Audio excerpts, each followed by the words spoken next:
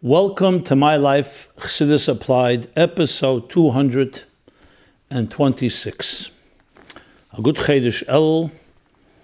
May we all be blessed with Aksiva v'chsimet teva, as is the custom to begin greeting each other from Rosh Chodesh Elul. Some people begin already Tezvov of Chofov, which is 40 days before Rosh Hashanah. And of course, the theme of Elul in general is so fitting and apropos to My Life Chassidus Applied, and that is a Chodesh HaCheshbon. It's a time for introspection, a time for looking into our own self, into soul searching, and looking at things we can improve, make better, correct the past, and prepare for the new year. So Elul is both the last month of the past year, in this case Tofshin Ayin Ches, and the Hagdama Chana, preparation to the year Tofshin Ayin Tes.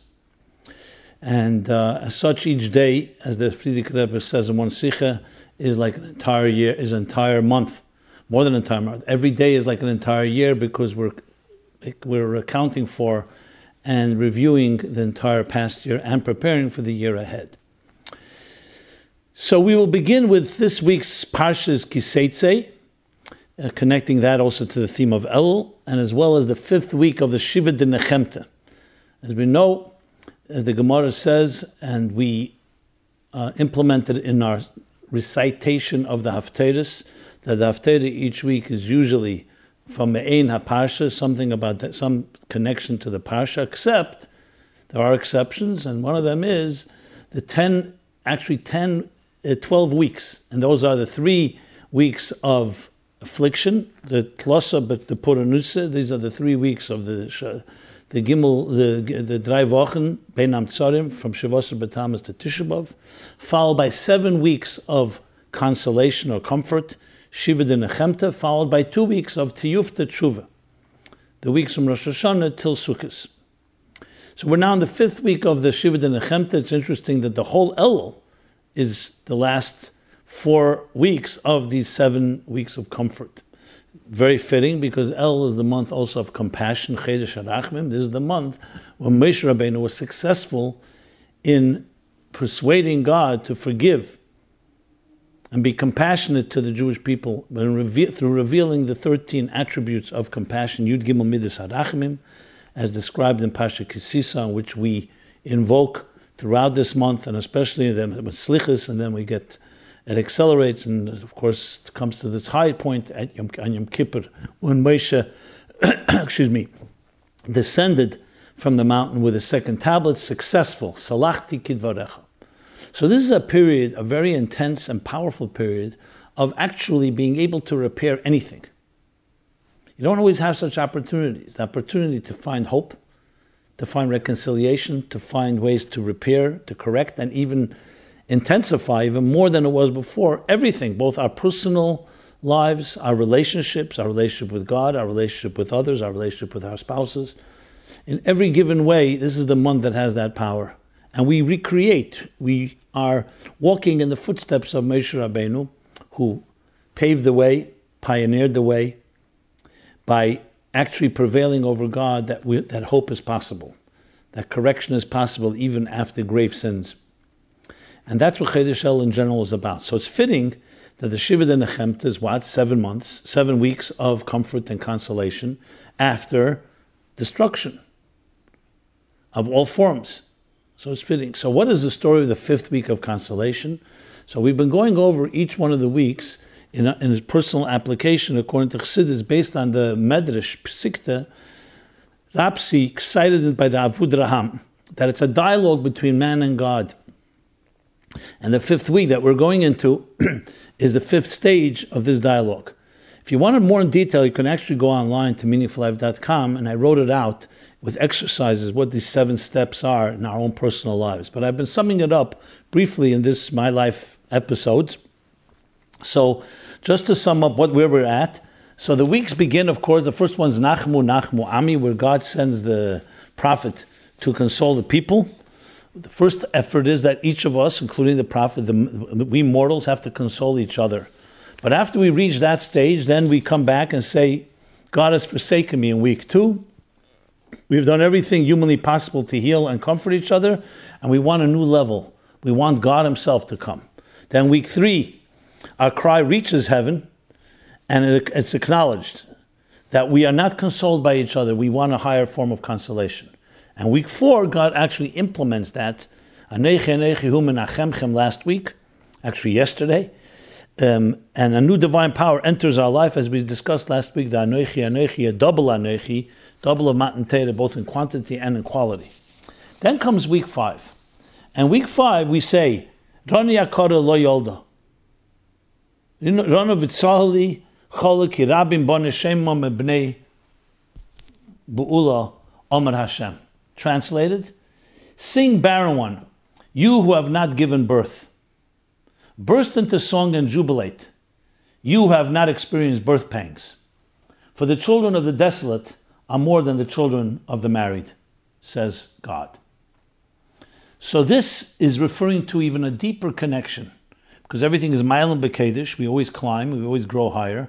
So this is even a deeper connection. After the initial reconnect between Anechi and us, after there's been a break, after there's been a betrayal, then comes the next dimension, is that we are now going to create a rebirth. Not enough just to console the barren one, the one that has not given birth, but that you can actually give birth. A new type of birth that comes after the pain and the desolation that came through being barren.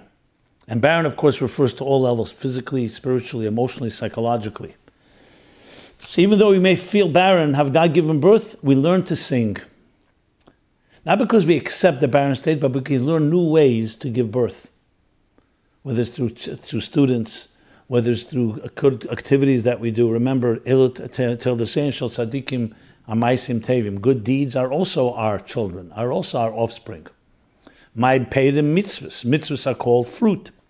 So there are many ways of how we can create rebirth. And that's necessary. It's not enough to get back to square one, because then the whole descent, all the pain and all the barrenness and all the desolation didn't gain anything. We just got back to where we were. That's why Yerid Tzedek Aliyah is a fundamental theme in Chassidus. That every descent is meant to create a profit. Something has to benefit. And the benefit is that we go through these darker moments in order to reach even greater light. And that's not what happens. In Elul, Moshe is praying after the Chet HaEgel. What does it yield? Yom Kippur, the second tablets, which are greater than the first. The Mile of Tshuva.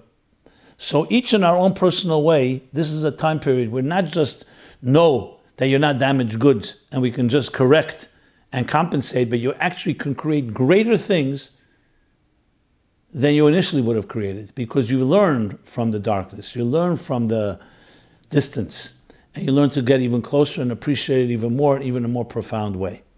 So this applies, and I'm specifically speaking in very general terms, because each of us have our own challenges. Some of us are experiencing real tragedy, God forbid. The Eibishter should only be menachem all those that do. Some experience it more personally, internally, not in a physical sense, emotionally. And each one of us have our own setbacks. And even someone whose things are going relatively well, if good is better and is better. If good is better, not better. So whoever you are and wherever you are, El offers opportunity to get to deeper places. And this connects also to the Pasha Teitzei, one of the tremendous lessons. And it's such a profound psychological insight, as well as empowering, is the Rebbe's diuk in the Pasha Teitzei l'molchama alevecha. So there right away you see, first of all, Molchama, there's a war to be fought. But here's what the verse says. Usually you'd say, Kil silcha mimayvecha. Why does it say Teitzei l'molchama alevecha? The word Teitzei and al. When you will wage war with your enemy. Teitzei l'molchama suggests going out to war. Why every word is precise in Torah? Why the word you use Yitzia, Teitzei? And one alevecha, imayvecha, be'evecha in Hebrew. And the answer is very, very simple, but profound. That every war fought is outside of your own inner soul and inner spirit. Things that have happened to us happen to us.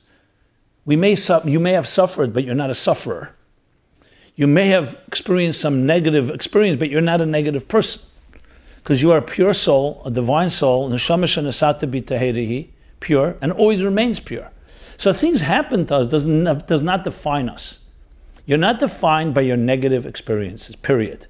That doesn't mean it didn't happen. It doesn't mean we should ignore it. We absolutely have to correct that, especially if it's affecting us. But it's critical to know inside you, not to get into that helpless, resigned state. Oh, it's too late for me. Look what happened to me. I am now damaged goods. No hope. No, that's not correct. So when any war you fight, and there are wars to be fought, it's kisetz l'malcham. You fight a war outside of you, and you see even in strategic, even in physical wars that are not fought on your own territory, are fought in the enemy's territory, you're far more in a winning position.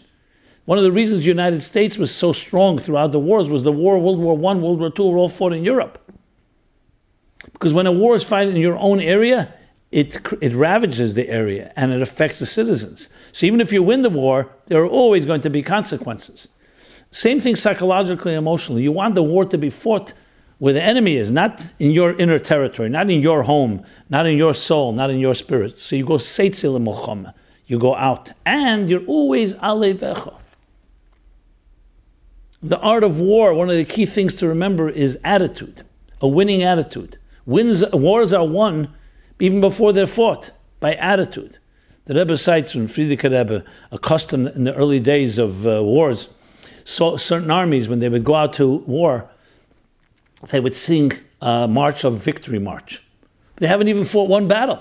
Sing already a victory march seems a little cocky. No, because it's an attitude. We are definitely going to win. Like what the Tur says, why Jews wear white when they go into Rosh Hashanah.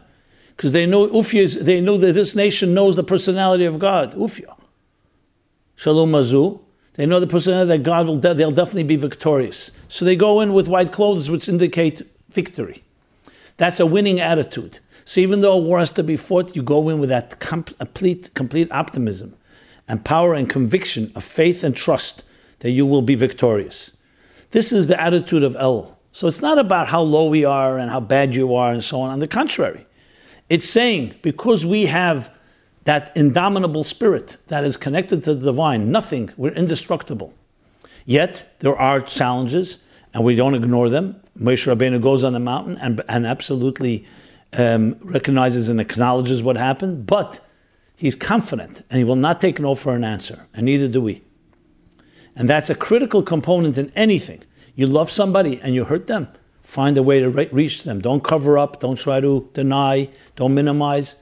Address it, take the bull by the horns, face it head on, but be honest and accountable. That's the lesson of Elul.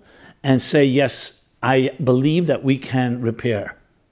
But it's not just lip service. We're not talking about just going and doing it again, God forbid. We're talking about a true commitment.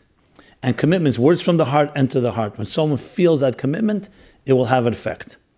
So this is the lessons that we're learning in this week, the 5th week of Nechemta, of the Shiva de Nechemta, and Parshas Teitzei. This week will also be Yud Gimel Elul. Yud Gimel Elul is the anniversary of the Friedrich Rebbe in Tofresh Nun Zayin. So there are many things that could be said. I want to talk one or two lessons on marriage, since you also see, if you look at the Haftarah, the theme of marriage, and later in the Psukim it says that God says, I see every one of you as a forsaken wife. Meaning that God treats and has the compassion. So the concept of marriage, of Anila Deidi V'Deidi Li, the theme of Elul, I am to my beloved and beloved, my beloved to my, is not just marriage between human beings. As we know, the whole Shir HaShirim is a mashal. The Shir HaShirim, the romantic story of Shir HaShirim, is a mashal for Knesset Yisrael and HaKadosh Baruch Hu, God and the Jewish people, which is a marriage. Yom Chasanos is Matan Torah. And where did that marriage get consummated? On Yom Kippur. That's where the pasuk is used. Even though Matan Torah by Shavuos is also compared to Chasana, but Yom Kippur is the real, because that's when it was fully accepted on both ends. So Yom Kippur, and that's not even the end. It says La'asad Lavim, Mashiach comes, will be the Nesuyin, will be the complete finishing of the, because for Golas is a form of Baila Halach L'Medina Sayam, a husband that went off to a distant land, L'Medina Sayam, away from his spouse. That's Golas. But Geula will be the total union forever and ever. But the Chasna happened on Matan Torah and Yom Kippur. So marriage is a theme of this month. The month of Psula, this is the Mazel of the month. Maybe, and this is one of the reasons that the Rabbeim tried to make marriages in the month of Elul.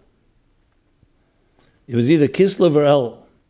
But Elul is a month of Chasana, and therefore the Chasana of the Frierdiker Rebbe was in Yud Gimel Elul.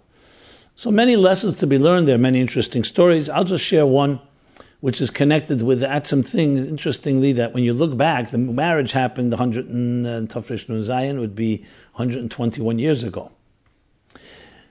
That was the marriage, and of course he yielded the children of the Frierdiker Rebbe and the Rebbetzin, and the second child being the Rebbetzin Chaim Mushka, who of course is our Rebbetzin of the Rebbe. But there's something most very interesting, that when the Rabbeim, this starts with Alter Rebbe, there was a custom, they went and they said Maimorim Chassidus, sometimes lengthy discourses at the wedding of their children, of their in-laws, with their children, and also sometimes of their brothers and sisters and other family members. The Rebbe Rashab, indeed, that custom, said a bunch of Maimorim. He said, Chos and Tafresh Nun Zayin, and of course the big Hemshech, the long Hemshech of Maimor, Samach to Samach, that he said over the period of the Sheva Brachos. Remain with us, tremendous Hamshechim and Chassidus. So you say, what's the connection? You're dancing at your children's wedding. In Chanami, it's a wedding, a child of a Rebbe. But what's the connection? What do we learn from that personally when you read these Maimorim? They're deep Maimorim. They teach you a lot about Chasana and what Yichud Zun is, and the different dargis of Yichudim that he explains, especially in Samach to Samach, and so on. But there's another story that maybe can enlighten that. When the Frierdiker Rebbe was a little child, the famous story, he was sleeping. The Rebbe Rashab was sitting with a Chassid, and he saw the little child sleeping, and he had a a yearning to go over to kiss him. And instead, he said to the Chassid, he's going to take that and channel that into Chassidic kush. And he sat down and wrote a maimer for the Frierdiker Rebbe. And later, he grew older, he gave him the maimer, said, this is a Chassidic kush. It always struck me, this story. Why couldn't he give him a kiss as well as write the maimer? Hugging and kissing our children is a valuable thing. So I never saw an answer for it directly, but maybe you could say is because he wanted to take the temporary kiss and turn it into an eternal kiss. And perhaps if he would have released it in the kiss, it may have taken away some of that energy. I am sure that Rebbe Rashab kissed and hugged his son many times. But that moment, that's what he left him. And we have a maimer till this day that embodies, personifies the love of a Rebbe to his child, of a father to his child. And what? In Chassidic kush called a maimer. A maimer is a sign of love. When a Rebbe says a maimer, when a Rebbe writes a maimer, he's writing it with all the love because he's deciding this is the most important thing he can be doing right now. So here the Chassan of the Frierdiker Rebbe and the Rebbe Rashab said these long Maimorim. And not just long, but also in echus and quality. And we have till this day, 121 years later, we have these Maimorim to live with and to apply to our lives. So in a way, we're like at the wedding. Even though Begashmis we were not there, but we have Anon Nafshik Sovis Yehovis, the Rebbe investing his soul, his spirit, the Simcha Yad is now documented forever. There were no videos then. Even if there were, so it would have been interesting video, of course. But there's nothing like a Rebbe investing it in a document, in words, in holy words, in Chassidic words, Divrei Elikim Chaim Chassidus, and giving it to us, giving it, of course, for his son, and for the generations to come, but for us as well. And there we have the wedding living with us. So when we look at the Maimer Samach to Samach or Hukah Chosin or the other Maimorim that was said in that period, you have the Chasana living in a living way. And when you apply it to your life, it's like actually you're applying that wedding and that love and that simcha and everything that Anila Deidi Li that it comes with in our personal lives. So, okay, with that, we can use that, of course, as a lesson to our own personal lives, that when we get married and we have built our families, hopefully healthy, beautiful families, that we always remember that part of it is not just the physical love and not just a beautiful, warm home and providing boneh chayim, zayne, revicha, have health, all that, absolutely. But also infuse it with ruchnius, with something that's eternal. We call it a binyan adeyad. When you have a bayis molis svarim, filled with svarim, you have a bayis with his Torah, with his Yiras Shamayim, with the house is infused with light, and anyone who comes in feels it. Like the Rebbe said, a bayis, a cheder, a bayis beis Chabad, because there's Torah, Vedic Mills, Chasodim, and filled with that. In every room, what you're doing, you're turning your house into a channel for the divine, a mini dira b'tachtenim. That's the lesson. And when you learn Chassidus, And you maybe even say some insights into Chassidus, or you write, or you chazir a maimer, you're turning your home and your life and your marriage into something that is eternal forever. And it elevates all the other aspects of it, which of course are all necessary, into a completely different dimension. That's the lesson we learn for each one of us, that every marriage needs to have the third partner, Hashem, but not just technically, but to introduce godliness into your life by having a shir once a week, or more often, or inviting someone to speak, making sure Friday night Shabbos or Yom Tov is filled with exciting words, not boring and monotonous and by rote, infusing it with joy, infusing it with warmth, infusing it with Chassidishkeit, which is, of course, the essence of all the Maimonic Chassidus that we learn. And this that directly impacts on and will benefit any marriage and any union, including, of course, the impact on the children and everyone that lives or comes into that home. Okay. With that, let us go now to some questions. First question is, before questions, let me make my announcements.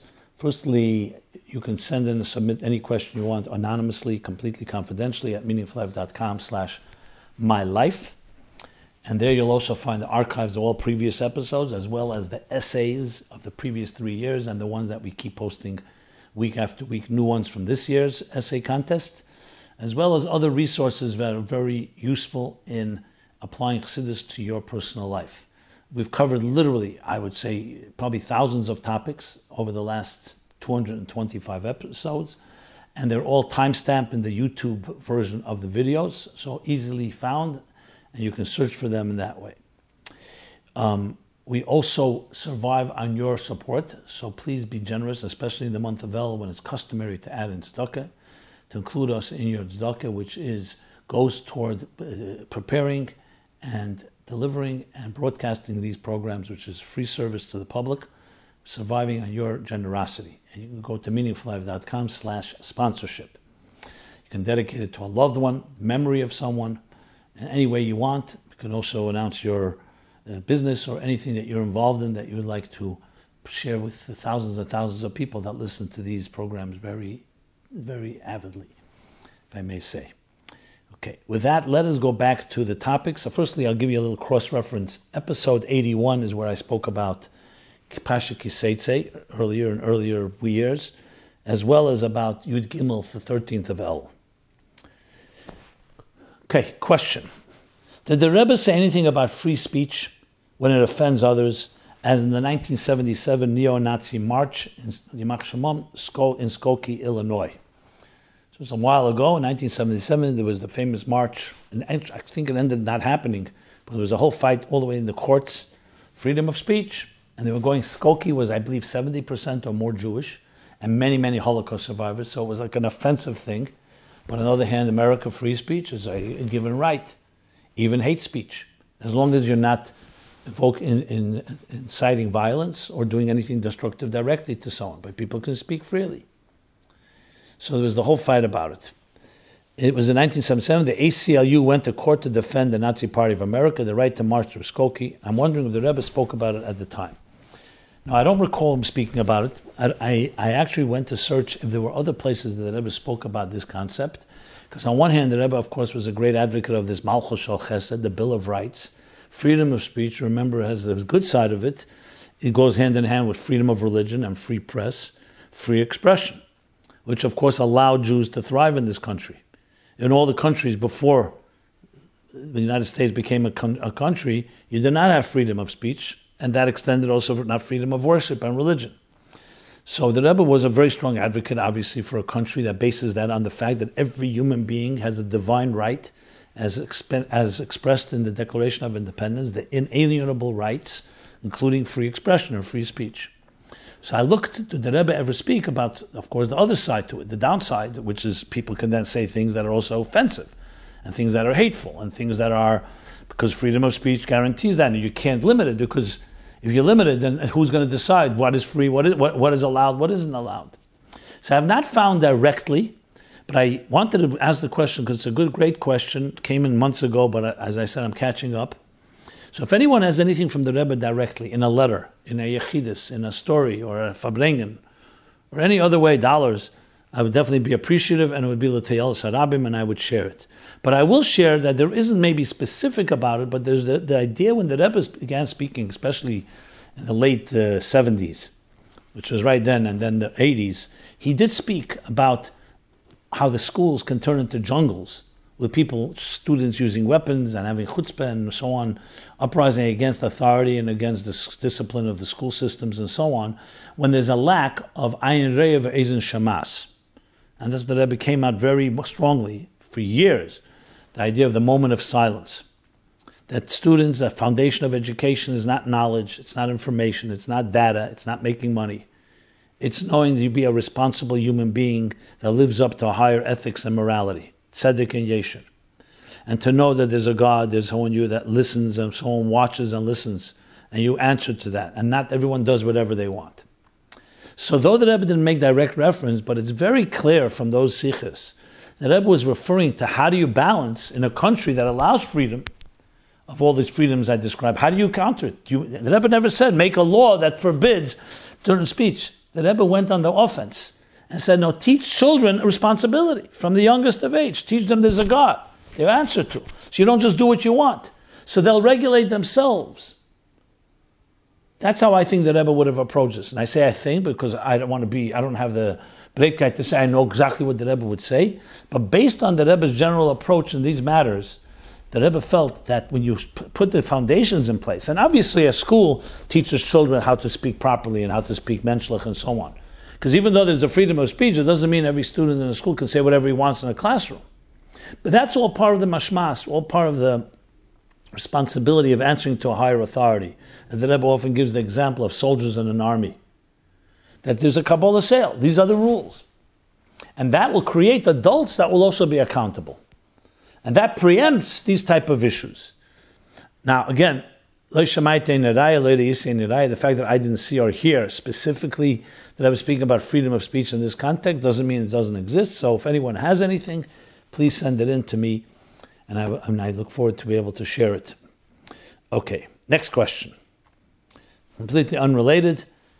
As I said, there are many questions that come in faster than I can actually cover them every week, obviously. So what I'm doing is I'm going now in order of the last ones, and thank God it is, there's the one we're probably a month, 2 months behind, but that's simply because you can only cover that many a week. So please bear with me. If you have a question, it will be addressed. I know some people have written to me this week, last week. I'm sending another reminder. You don't have to remind. If you want, you can. I'm not censoring you, but it's all recorded and it's all in order, and we will cover them and try to bunch them together when they're of the same family. The next question, how do we know that Judaism is the true religion? With so many religions out there, how do we know that Judaism is the only one? So first let me refer you to episodes 9, 90, 96, and 195 that I discussed it even directly, either directly or indirectly this topic. I'll just say a few extra words, more words, but not going to repeat what I've said. There's no reason for that. We have it all, thank God, recorded. So it's all there for you to access. And I give you again, you can listen to these episodes and you can, the timestamp, and you can find exactly where I spoke about it. Generally speaking, when it comes to B'chlal, in general, wisdoms, ideas, even science, how do we know something is true? Who determines what is true? What are the criteria for determining something is true? I tell you something, is that true? Especially if it's something, a strong statement, and it's like a rule or a law that you need to follow. So we have guidelines for this. Scientific guidelines, we have historical that are accepted by a consensus of people. Now there are many disagreements regarding this as well. But how do you know? How do you know George Washington existed? Maybe people said he existed. Maybe it was written about a fictional character. Some people say Shakespeare never existed. We're no longer, it's hundreds of years later. How can we prove it? So there's different methods today. There's DNA testing and there's other testing. But we all know tests can be falsified and tests are not always conclusive, etc., etc. So there are guidelines. But something more important before I get to the guidelines. Every system has to have what we call axioms in English. In Hebrew, it's Moscowitz. Things are given. We're accepting certain things, and we say initially, well, we're accepting this, and based on this axiom, the rest follows. I'll give you an axiom, for example, in science, that's no proof for it. There are many theories for different phenomena. But science, the consensus by scientists is that the simplest theory to explain something is the one that will be accepted. Someone will say, how do you know the simplest is the best is the true explanation? Maybe there's another explanation. Because scientists feel the simplest is the way to go, that's the most logical. And it's not always proven to be the case. Axioms, but it's a logical axiom. So in the Torah, you're not going to find, when you open up a Chumash, it doesn't say, first let's establish that there's a God. And then let's establish that the Torah was given by God. And then we'll establish that it's all emes. The Torah assumes that that's an axiom. God created heaven and earth. It's a given. The Torah doesn't go into any proofs. That doesn't mean there's no discussion. There is. The Meir Nevuchim and the Kuzi and the Ikrim, and you have the Rasaga Munis Videis, all the Chakri Yisrael that talk about it. Same thing with the veracity and the emes of Torah. How do we know?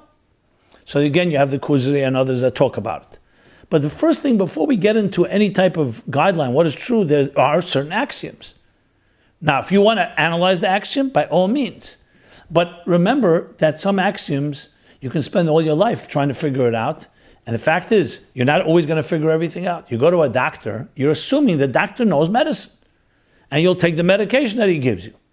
You're not going to go become a doctor to study it all to make sure that everything that's prescribed to you, you're going to do. This is an example that Rebbe gives very often. So in our lives, we do this all the time. We rely on experts. How do you know the expert is right? So often we find the expert is a fake. We find that all the experts are following the wrong approach. It's a good theory for a certain time and then it's disproven. People have been hurt. Medications that after testing and then it still turned out to be a disaster. So we all know there's risks, but intelligent risk means you try to follow experts that other experts say are experts and all the different guidelines of every system. But they all have similar guidelines to establish the truth of something. But an axiom is always a part of it.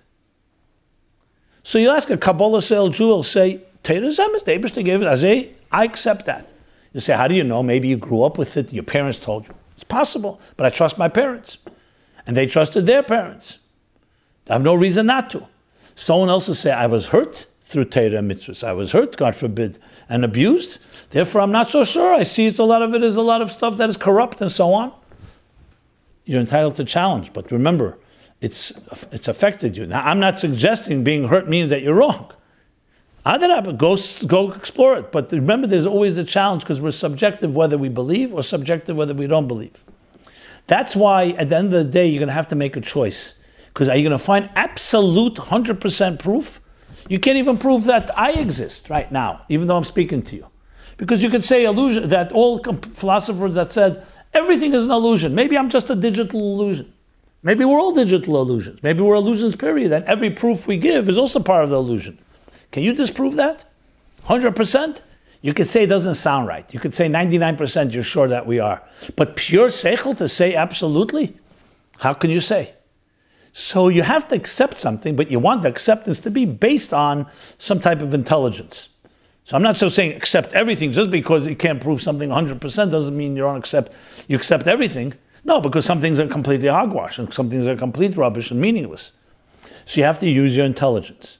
So as far as the proof, so to speak, goes, which I specifically did not want to start with that because every proof you can start challenging and questioning. One of them, the Kuzri says, the famous one that Rebbe cites in a number of letters, is, and also in Yechidus that the Rebbe shared it, and that is the proof, the historical proof that is accepted by most, I would say not most, probably every system, both in the West and the East. How do we know a historical fact happened? I mentioned George Washington. Different events, an earthquake happened here, a tornado happened here, the wars that happened. How do we know? So the first answer everyone says it was documented. Someone wrote it down. But not one person, right? Because if one person wrote it down, they may have forged it. And you have stories that entire things happened that later become a reality simply because one person wrote it and a bunch of people accepted it.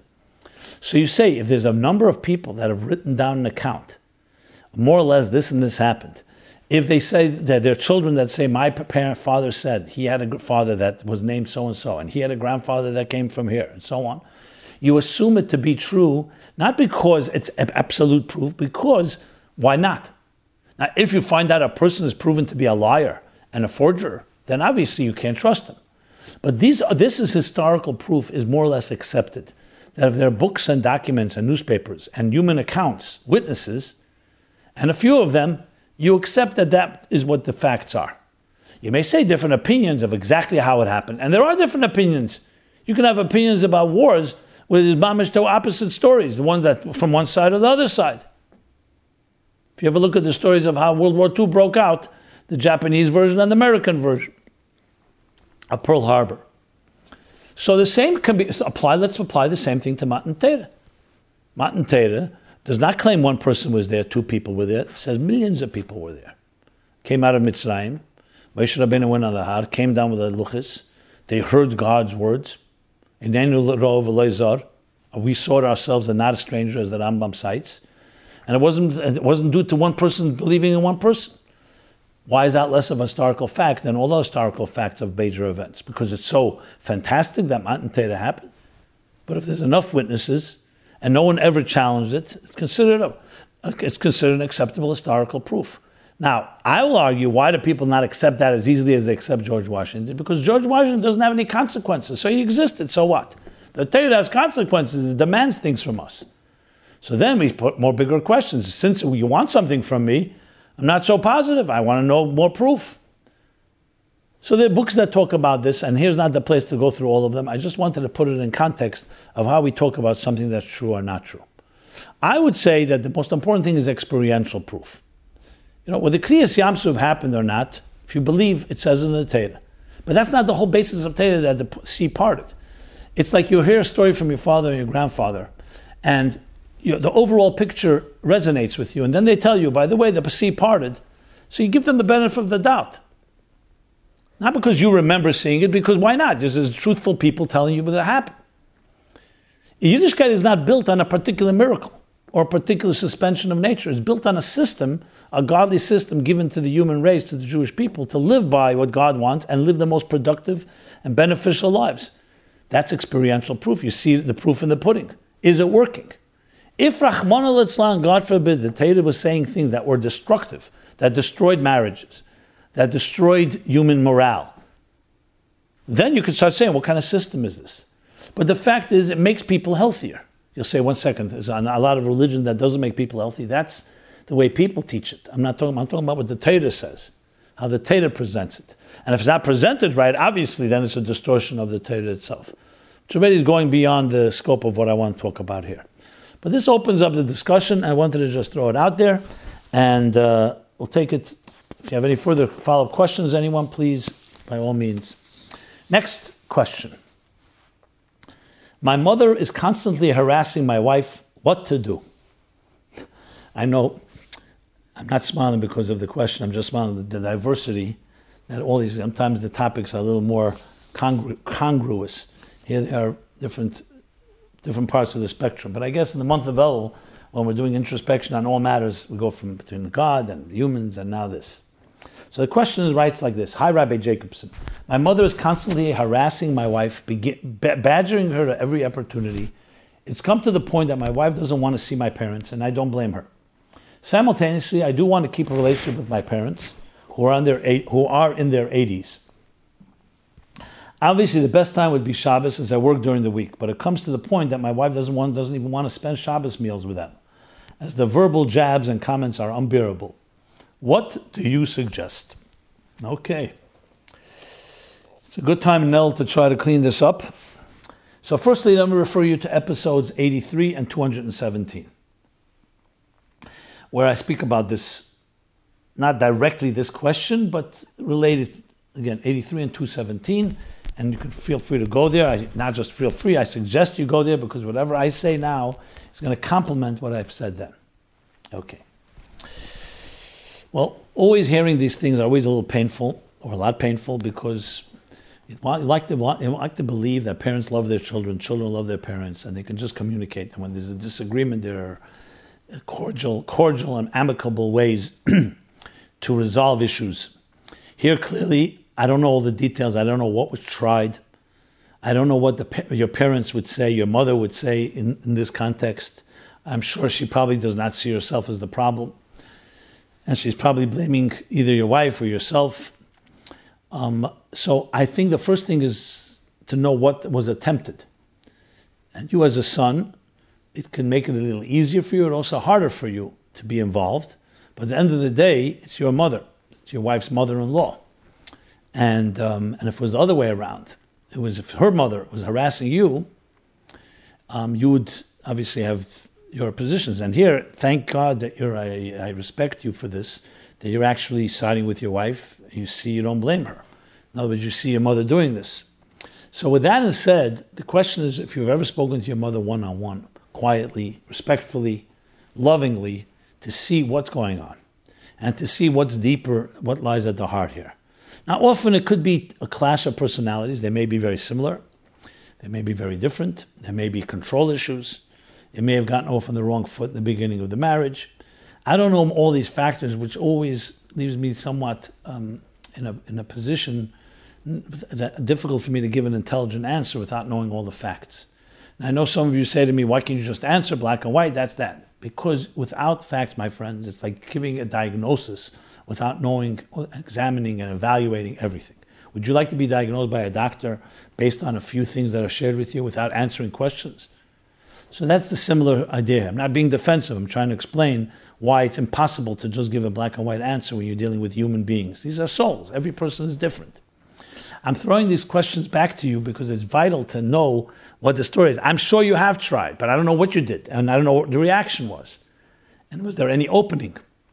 And as a son, you may be able to be of help here. Because it could very well be your wife also has, let's say, a strong side to her, and her reaction creates a tit for tat, and becomes a vicious cycle. I don't know. Maybe it's at all not that way. So I want to correct and apologize for suggesting that, but I have no clue. With that all said, what I would suggest the following. If things have been tried and nothing has worked, I don't like the word ultimatum, but I would say to your mother, you, not your wife, don't put her into the ring with your mother, and say to her, we'd love to come for Shabbos Yonah, one meal, and we really want to work, everybody's going to work on being cordial and peaceful. And test it. Your wife may not want to because you may have already tried it, so again, I don't know that. But let's assume you haven't, or let's assume you're ready to give it one more chance. That's what I would do. And if something happens, I wouldn't get angry at the time. I wouldn't say, you see, we shouldn't have come and so on. I would prepare your wife and say, if it doesn't work out, I'm with you, and we won't go back. And we'll be peaceful, we'll be loving, we'll be thank them, and we'll move on. And as painful as it is, you may not be able to go there for another meal, at least for a while, if that indeed happens. If it could be the peace can be held and you can maneuver it, or diffuse it if something starts happening and find some ground rules that it shouldn't happen, and just keep it pleasant. In other words, stay away from controversial topics, stay away from confrontational issues and so on, then maybe it can work, and divide and conquer. Don't try to win. We don't need to win here. Not your wife has to win and not your mother has to win. It's not a battle of winning or losing. What you want to do is be able to create some cordial divide and conquer, find some little peaceful conversation. Talk about things that are more neutral, and you could play a role as the husband in this regard. It's either going to work or it's not going to work. If it doesn't work, then as adults, you have to make a decision. You don't want to go every time with your children. I'm not sure you wrote whether you have children. But assuming that you do, and that's going to be their loss. And if your mother says, why don't you come? You'll say, every time we try to come, something happens. That's my approach, and tell me what happens, and hopefully it works out, especially we're going to Rosh Hashanah Yom Kippur, Yom Tov, Sukkos, Zman Simchasenu, and it should all be well. Next question. Very loud snoring. Hello, Rabbi Jacobson. Did the Rebbe ever advise about snoring? I tried all sorts of tools. Went to doctors and nothing worked. My wife says the only solution is to sleep on the couch. Well, I did look, because it's not the first one you're not the first one that's asked this question. I have not found answers till now. That's why I didn't want to speak about it. But you know what? I saw another question come in, a time to talk about this. I have not found an answer from the Rebbe directly about this. Not in Sichos, not in answers, etc. There may be, there may not be. I again throw this out to all of you. If anybody has anything in Hebrew, snoring is nechira. That's called snoring. Please share with me if you do have something. I did find something interesting. not from the Rebbe, from the Baal Shem Tov. And Shivchei Baal Shem Tov, which is cited as a somewhat of a source, says there's a story, he writes, I heard a story, once a guest came and stayed by the Baal Shem Tov. He slept in that house, and at night, when he was sleeping, he snored loudly. The Baal Shem Tov's son, Tzvi, was a little boy. He got very frightened. He came to his father and told him. So his father said, go to the room of the guest. Don't go in, but open and close the door without slamming it. Open and close it a few times. And you'll see he'll get quiet and you'll be able to sleep peacefully. That's what he did, and it worked. The next night, again snoring. So this time he didn't go to his father, so he went himself and did it, but it didn't work. So the next day he told the Baal Shem Tov, this is what happened. The Baal Shem Tov said, the reason I told you to open and close the door is because in the middle of the night, there's a guard shift, a shift of the guards. The Mamunim al-Ashina, so-called the overseers of sleep, the angels, there's a shift of guard, and when you open and close the door, that was when the guard shifted, and therefore it was like a new sleep, and he stopped snoring. The next night, it was already after the guards had shifted, so therefore it didn't help. I'm repeating exactly as it says in Shivchei Baal Shem Tov. So try it out and let's see if it works. Now, do you have to be machavan exactly when the guards shift? Do you need to, and why is guard shifting affecting this? It could be, it's like, as I said, the snoring was from the previous guard, now that the new guard came in, so that protects him from snoring. Now, we also know there's physical reasons, there's, God forbid, apnea, and other things that can cause snoring, and overweight and other issues, so there's always practical things that can be done. And I don't know if it's great for Sholom Bayis to send your husband to go sleep in the couch or in the bathtub, so I don't know if that would be my advice, but that's what I found on the matter, and that's what I'll say right now. I'll add one more thing. In general, like many things in marriage and life, there are some things that are very annoying that one spouse does, the other person is very annoyed by it. Some things you just have to overlook because they're not life-threatening and they're not life and death, they're not fundamental to the relationship. Now, I know this can be an issue because loud snoring keeps people awake. So I think it's something to speak about. If you can overlook it, great. If you can't, maybe you have to speak to another doctor and find some ways. There are different solutions. I've heard that people have found ways to at least minimize it, sometimes sleeping on the side, not on the back or the front, which is anyway the way Idaf Sloth has to sleep. Okay. Last, what's the connection to Chassidus applied?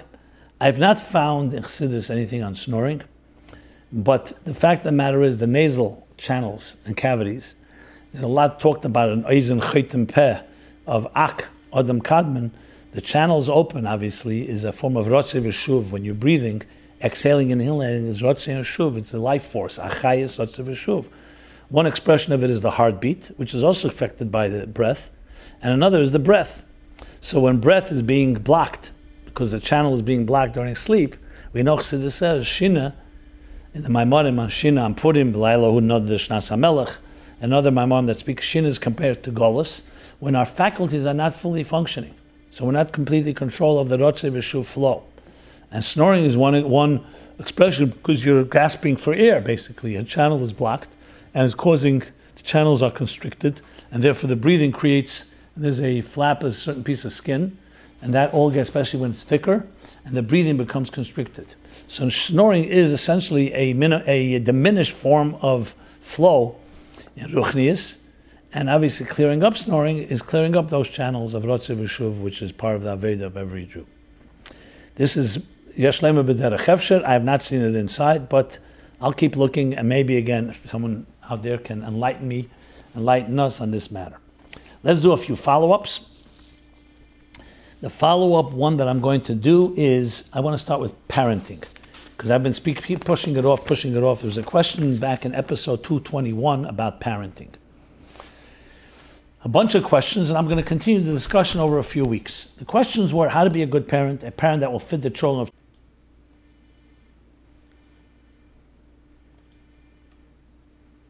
Okay. So in 221, I began speaking about the general principle of being a good parent. The general principle of being a good parent is the idea of not allowing your own personality and interests and subjectivity to get in the way. Very often our anger or other things affect us and affect the way we parent. Very important to have bittul in that way. Now, we're not perfect human beings and not perfect parents. So I'm not saying we could always be perfect. But like when the Rebbe told one rabbi that hit his children, the Rebbe said, think about God, that this is God's child.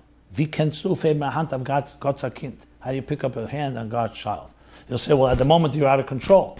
Well, that's the contemplation, just like it says in Perek Memalef and Tanya. Hini Hashem nitzav alav, a person has to think God is watching you. The same is in our parenting. God's given children for us, our protection. We're gardeners. So that's a general attitude. I will address, I address the general attitude and looking at each child and their particular needs, chanech not al pidarke. How to control anger toward them, this is the way. To recognize and contemplate on this as much as necessary, that these are God's children. We'll talk in a moment about when there's a need to discipline. But it's not about your anger. Even when there's a need to discipline, because there's a need to discipline, not because you're angry. You can't let your anger to get in the way because, firstly, you won't be effective. Secondly, that itself is a bad example, and the child will learn from that as well and become an angry person when they see a problem, and many other reasons. Above all, it's all about not demoralizing a child, but helping a child grow. So if there's something that needs help, that needs discipline, think it through. Don't react spontaneously. Don't react reflexively or impulsively. Think it through. You can say, something you did at school was a really bad thing. As I spoke then back in this episode 221, we're not going to ignore it, as some parents do. We're also not going to just come out angry and demoralize the child. We're going to think, what's the best way to address this? Because I love you so much, the parent should say, I think we need to address this to make sure it doesn't happen again, and make sure that you be the best you can be. When a child senses that it's for the child's good, even at the moment they may not like being grounded, or they may not like being punished or disciplined, but that's the message you come across, that you convey, it will leave its impact. And that's how we have to look at everything. Everything is about pruning, growing, helping, weeding the garden in order for the beautiful flowers to emerge. When should we put our foot down and when not? That's an important question. It's hard to give a formula. You have to first determine how important of an issue it was. There are things that are fundamental. A child hurting another person, even a sibling.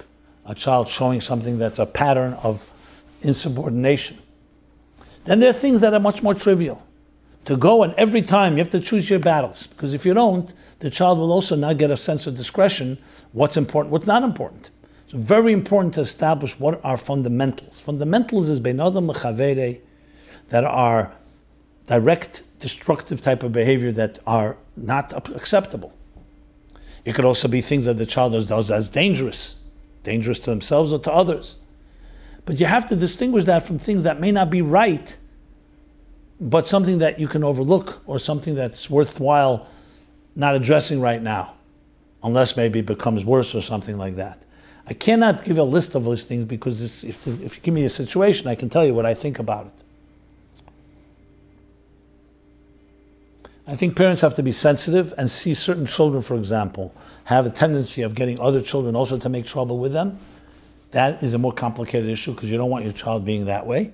So this you need to address as well, through incentives, through deterrence, through kindness, sometimes a carrot, sometimes a stick. How to deal with chutzpah? It's a good question. Some parents are very strict with that. Chutzpah to me is not good for the child. The child must have derech eretz for a parent or for an adult. Others are very lenient, and I've seen both of them work, to be honest. So I don't have a black and white answer. I think it's case by case. I don't think that every act of chutzpah has to be punished in the worst possible way, and I don't think every act of chutzpah has to be ignored. You have to really know, like I mentioned, is it a pattern? Is this the child's personality? Because if it is, it may not be so simple to the child may be a disruptor in a good way. They challenge the status quo and they don't accept the norms. They could be like that type of pioneering spirit. But you have to teach them still derech eretz and respect because it's part of who we are. So you have to really see how much work is necessary, because if you're going to try to change the child's colors, you can end up also causing something that's not healthy. That doesn't mean tolerating chutzpah. It just means finding creative ways how to deal with it. Then there are others that's far easier to deal with that. And once you tell them something or you show them that you're serious, they won't do chutzpah again. So again, these are case by case, and it has to be really approached from all different angles and directions. Okay. I'm going to stop now with this. We'll talk more about parenting. There's more questions on this topic. I have some other follow-up that from previous weeks. I'm thinking whether I should do them now or not. Namely, about writing pidyon to other Rebbes and Zionism. The problem is both of them are not so short. And I want to deal with the Chassidus question.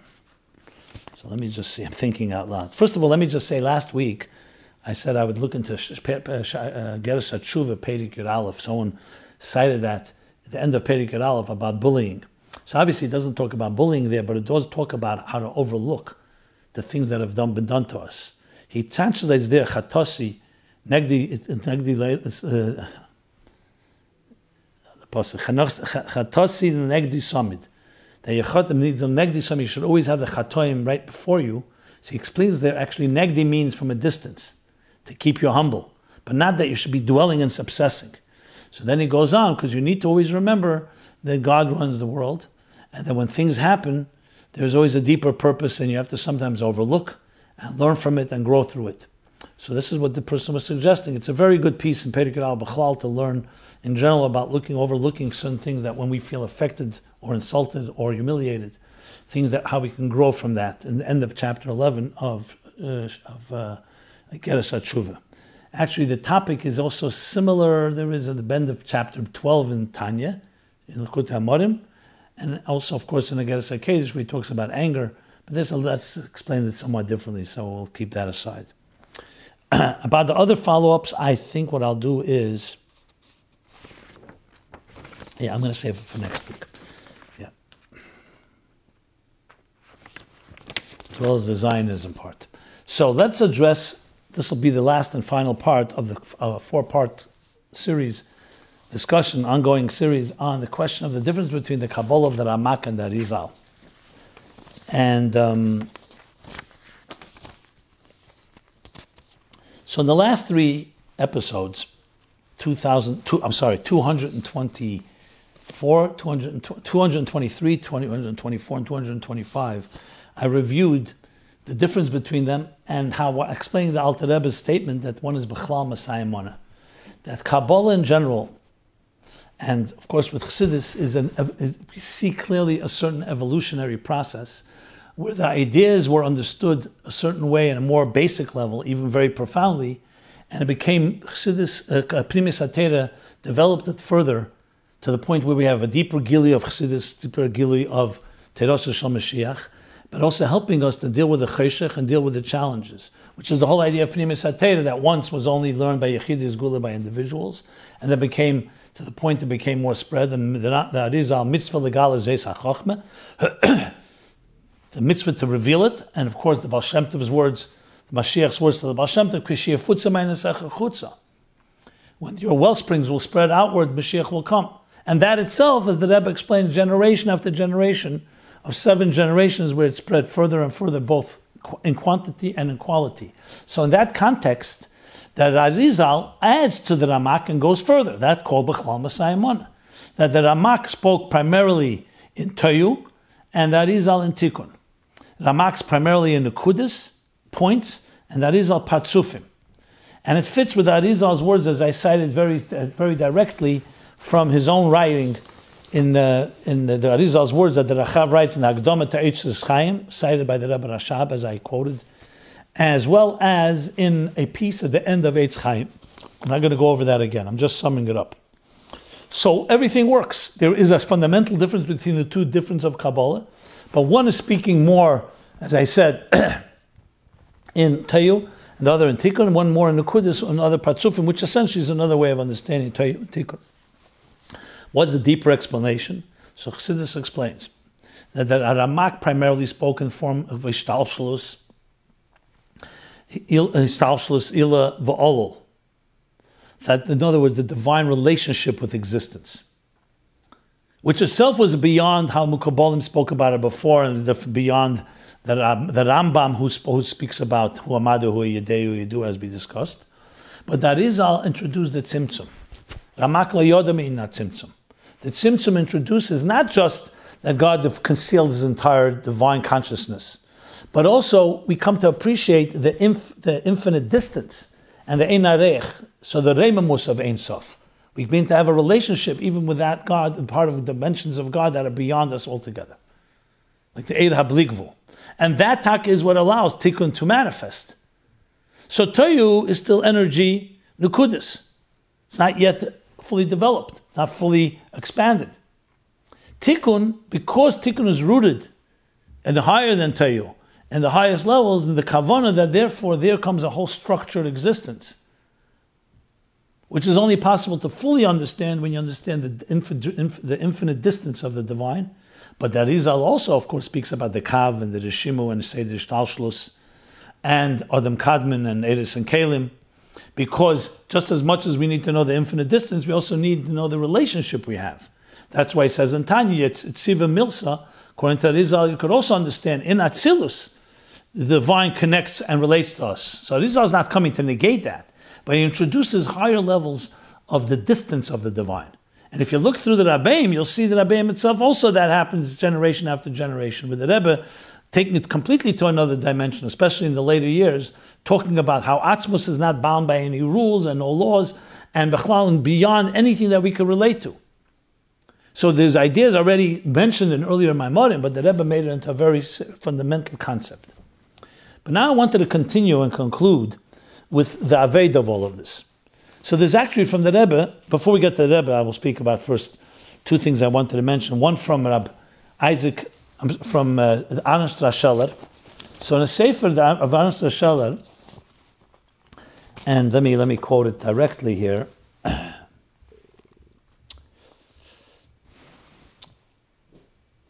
In Avedis Halevi, in the Hisofis of the Avedis Halevi, there's a essay called Introduction to Sharei Yichud V'Amunah. It's 69b and on in the print of Avedis Halevi. So he discusses in a fascinating way. Of course, this is Chassidus, but nevertheless, he quotes the Alter Rebbe, so you could see he explains what the Mekabolim came to teach. The Ardus that they came to understand. How do you explain the Ardus of Hashem that's beyond all of existence? How do you reconcile that with existence and the multitude of existence and everything that the Nivra and the Beira are infinitely distant? So he explains what the Mekabolim came to do in that regard. And I'll just quote one or two lines, very fascinating lines, and then he says like this.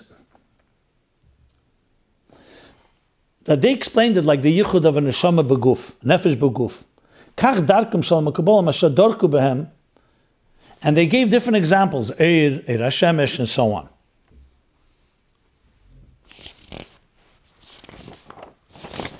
Make sure I have it all here. Okay. Yeah. And he says these words. That they want to establish that there's no shinui in Hashem, like he speaks in Samach Vav Vayelach. Ki bezeh hirvichu she'en hashinu mitzidoi chas v'shalom, ki hagam shenimshach b'chol hapratim af b'kein le'in nishtan of le'in nisraba b'hem. Why? Because they explained there's a seder shtalshlus. So the divine is somewhat removed from existence. Ein Sof. Which is, of course, what the Ramak says, that Keser is not Ein Sof. And the relationship of the divine with existence is on the levels of Keser, and there is a state of shtalshlus Elul v'Olul. Aval b'atzmus ein shinui. Then he says these words: even though these Mekabolim create a tikkun rav, through all ishtalshlus, nevertheless, he says,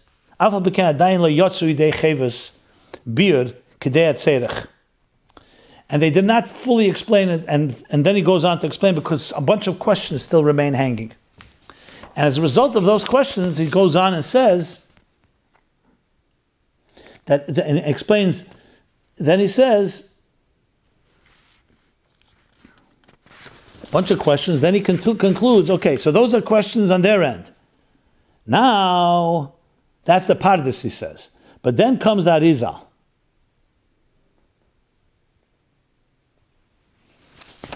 moment, here we are. On page Samachez Beis, he says, the reason they didn't have that is because they didn't have the Shorshei Kabbalah Amitis as it came to the Arizal.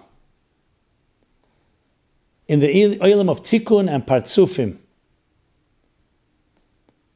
So that's why they didn't have full explanations of some of the contradictions. The Arizal, the Seder Tzimtzum was revealed by the Arizal. And the Rabban writes that he received all this Kabbalti b'shereshei hagdomis mepek kodesh admunis mesedim. That I received this either directly or indirectly from the Alter Rebbe himself. How he revealed and explained this Seder Shtalshlus of how Kabbalah emerged from the Arizal compared to the Ramak. So that's from Rabban Strasheller. There's another Maimer from the Rabbi Isaac Holm. It's called Maimer Hashiflas Vasimcha, the last chapter, chapter 72, where he talks directly how the Kabbalah's Ramak and the Arizal and Chassidus are three levels in revelation. He calls it actually Hishtalshlus, Hislapshus, and Hashra.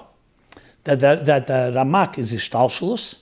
That's why the Fi'erech, like I spoke, the commensurate levels.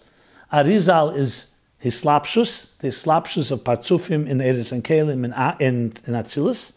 And Chassidus is Hashra, where he speaks the Megillah of the Baal Shem Tov, Chassidus as bringing it to a whole other dimension. That's in chapter 72, Maimer HaShiflas Vasimcha. Okay. Now let's conclude with what the Rebbe has to say about this. So what does the Rebbe say? So there's two sichos I want to refer you to. Yutes Kislev Tovshin Yudches and Shabbos Parshas Shmini Tovshin Mamalov. Two times the Rebbe spoke that I found in the difference between the Ramak and the Arizal. And here you see directly that the Rebbe does not speak about them as two separate things. He speaks about two steps in Avedas Hashem. In Yutes Kislev Tovshin Chai, he speaks that the Arizal is Aveda L'mayla Memedid of Agbola, serving God beyond transcendent way, like Shev of Kalalman, transcendent. Oh, you know what? Let me correct myself. No. That's the Ramak. Aveda L'mayla Medid Agbola, transcendent Toyu. And that is as Aveda Sheb Medid of Agbola, imminence, being Bislabish in Tikkun, coming internally. Now you say, didn't we speak before that Arizal introduces real transcendence? Yes, that's transcendence even beyond the transcendence of the Ramak. But because of that, that's why you can bring it into a primis. The Ramak has transcendence, but Taki, you can't unite with it completely because the divine is higher than we are. And Kesed is higher than Asiya. Even though Kesed to Asiya is closer than Kesed to Ein Sof, but Kesed is still closer to Ein Sof than Asiya is.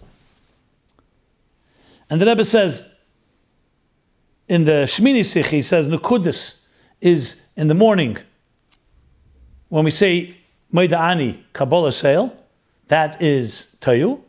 And then we expand it into Sfiris and Partsuvim throughout the day. So the Aveda of taking the Nukud of Moida Ani and expanding it into our Keches Gluyim, into our internal faculties. He says, again back to Tzitzkis of Tavshin Chai, Chabad Chassidus is L'Sheves Yitzhara, taking the Razi secrets of Torah and putting them in Seichel. Tayu is Makif and Ksarim. It's Ksarim, which means it's more transcendent, it doesn't come into it. It's more Tzadik B'Manosi Yechaya, not Yechya.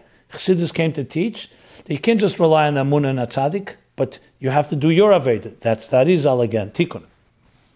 Eirus Mo'atim, Ukelim Rechavim, he speaks about. That there's the energies are more diminished and the Kelim are expansive. And then the Rebbe says a Chiddush there that I have not seen anywhere else. He says that the Kavanah in the so-called difference of opinion of Teyu, of the Ramak Teyu and the Arizal Tikkun is not Teyu and Tikkun. It's Teyu Shebet Tikkun and Tikkun Shebet Tikkun. And you see from Rabbi Isaac's Maimer that he says the Iskalalus of all three, of Ishtalshlus, Islapshus, and Ashra. So, what do we see from all of this? What we see from all of this is that you have these ideas that both the Ramak and the Arizal are two Storim in Aveda. One is Kabbalah Seil, one is Keches Premium.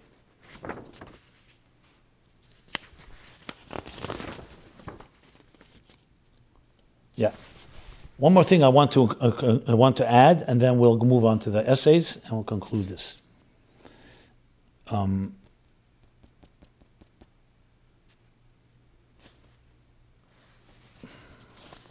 me a moment. Make sure I have everything included here.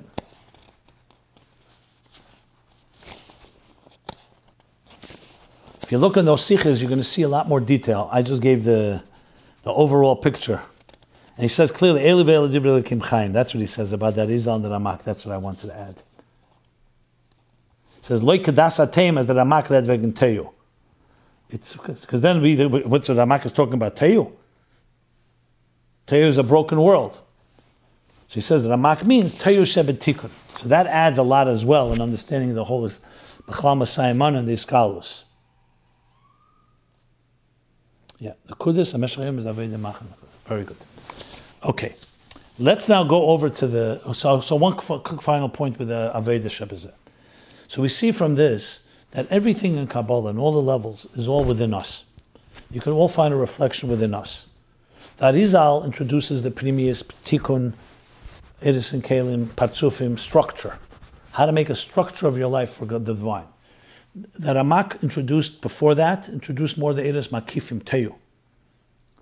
But it's interestingly, because of the Tzimtzum, we're able to bring the divine that's beyond everything and bring it into Primis. In other words, Tzimtzum allows the Yichud of Havaya and Elikim, the Yichud of Seva v'Mamala.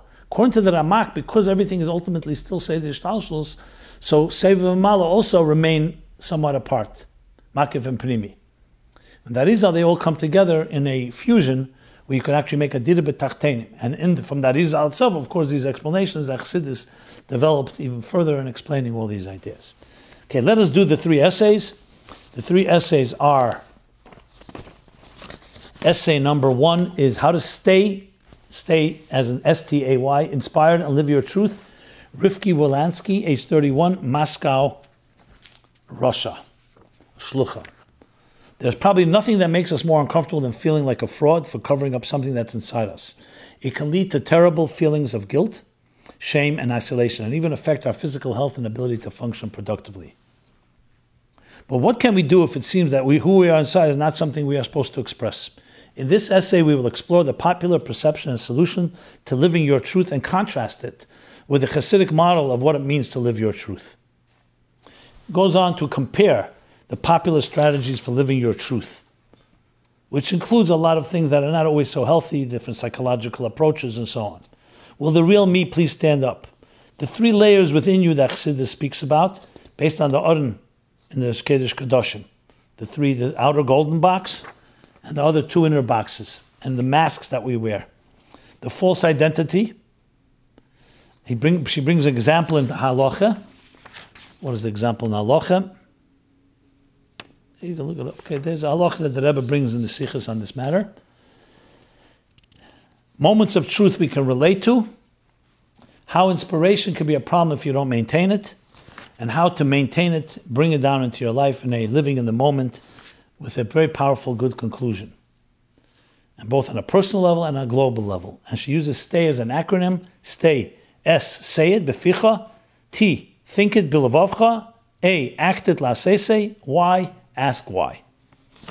Well done, very well done with really practical exercises, something everyone can do on many different levels, no matter what background you come from. So I commend you for that, especially the ending is excellent, excellent exercises. Okay, essay number 2 is the Chassidic response to skepticism. Sholom Dovber Moscowitz, age 22. I said Rivky Wilansky, I said was age 31, I believe so, yeah. Age 22, Brooklyn, New York. Central Shiva Temchit Lubavitch. This is a Hebrew essay. Essentially exactly as the title suggests, that people have skepticism, and how do you deal with skepticism?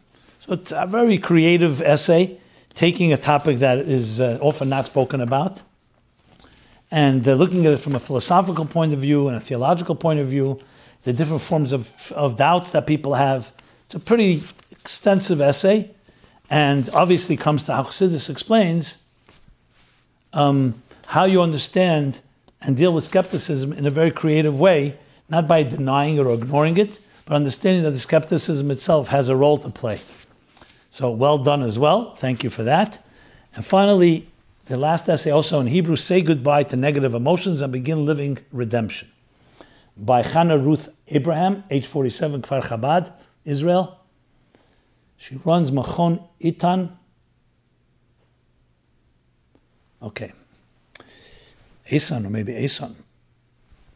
So obviously this talks about negative emotions and living Geuladik. Taking our negative feelings and looking with the positivity that Chassidus infuses us with, to look at everything with a good eye, look at everything as productive, and does this quite well, and also gives a step-by-step blueprint and guidelines how to do this. And she explains how she does it in her organization, Eitzan, Sheitas Eitzan or Istan. And in doing this using Tanya, Eitzan is of course the letters of Tanya, in applying this to people's lives, of using Geuladik thinking to positive thinking. Turn it into positive thinking. Okay, with that we conclude the essays. Everyone have a ksivach simateva, a very freilich and a very meaningful and introspective Chedesh El. We're here every Sunday, 8 to 9 p.m. This has been Chassidus, My Life Chassidus Applied, episode 226. Everyone have a very good week and a good gebenchte Yod.